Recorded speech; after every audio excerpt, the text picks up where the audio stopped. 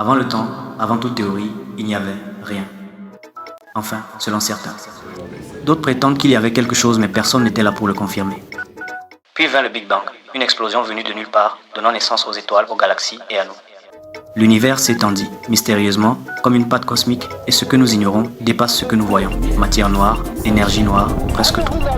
On parle de multivers, de fluctuations quantiques, de bugs cosmiques, chaque théorie se succède. De l'homme singe, surtout ça.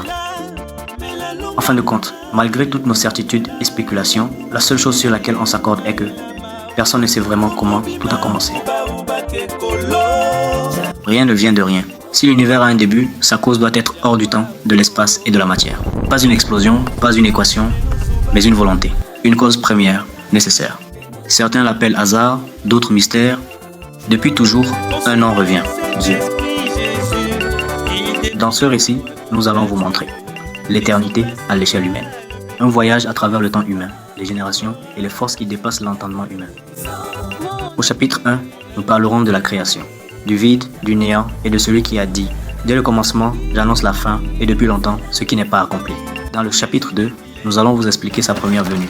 Vous savez, celle qui a bouleversé l'histoire humaine, et de sa deuxième. Oui, cette seconde apparition que certains attendent encore.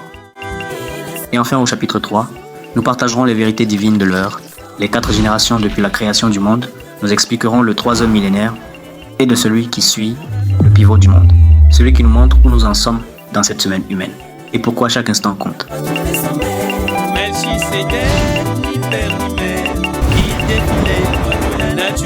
Il apparaît dans le soleil, une étoile puissante qui émite défiler loin de la nature.